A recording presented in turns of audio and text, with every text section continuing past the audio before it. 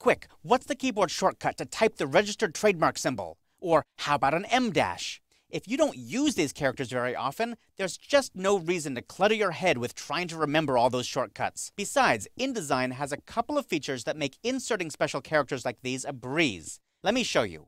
I'm going to place a special character after this word Hansel and Petal. I want the registered trademark symbol. So I'll double-click with the selection tool to insert the text cursor there, and I'm going to go to the Type menu and scroll down to Insert Special Character. There's all kinds of interesting characters in here. It's really worth taking a little time just to go through each of these submenus and find out what kind of cool stuff there is. Bullets and copyrights, and let's go down to hyphens and dashes if you want to know how to do an M dash or special quote marks, etc., etc. There's really cool things in here. But in this case, I just want symbols, registered trademark symbol. There we go. I'll select that from there, and you'll see that it inserts the little R with a circle around it just where I wanted it. Very, very handy.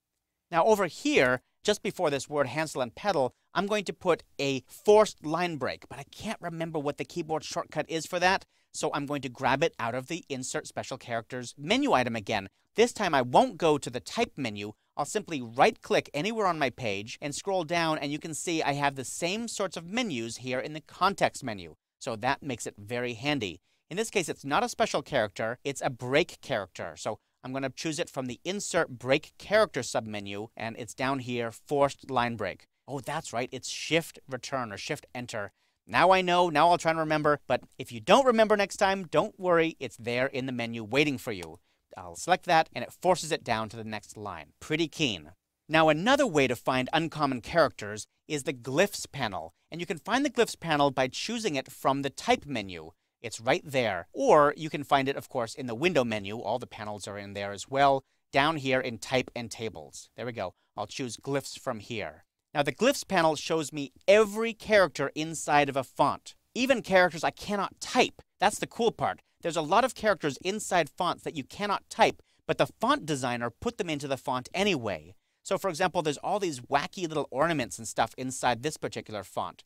I can choose a different font from the font menu here, or from the Type menu in the font flyout menu here. Just grab any font you want, and it will show you all the characters from that font. In this case, I'm going to stick with this Chaparral Pro. I'll make this a little bit bigger so you can see lots of characters in here. Now, if that text is too small, if these characters are too tiny for you, you can zoom in on them by clicking on this little mountain range. Click the one on the right to make them bigger, you click the one on the left to make them smaller, but you get the idea. You can zoom in and out here. There's another way to change your view of the Glyphs panel here, and that is by choosing stuff from the Show pop-up menu. So for example, let's say I'm only looking for math symbols.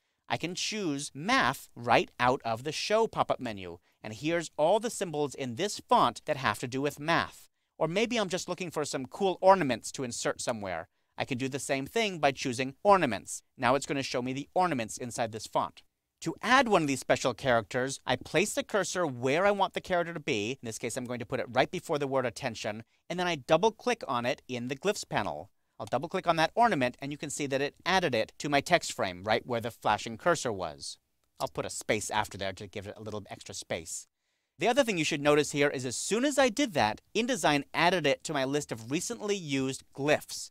Now, a glyph is just a character. Don't get confused with glyph or character or whatever. It's just a character within a font. So these are the recent little glyphs that I used, and it's not just in this document, but for all my documents. That's really handy because next time I need that character, maybe I want to put it down here, I don't have to go searching through my ornaments or whatever. For example, I could switch this back to entire font. I don't have to go searching through all of this again. I simply click where I want the character and then double-click it right out of the recently used glyphs.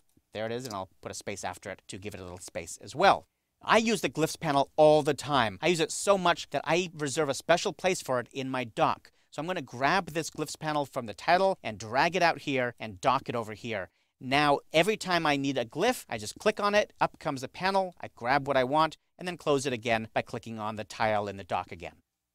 No matter what font you're using, I really encourage you to take a little bit of time and just scroll through it to find what kind of characters are in there. There are all kinds of treasures hiding in there waiting for you to use.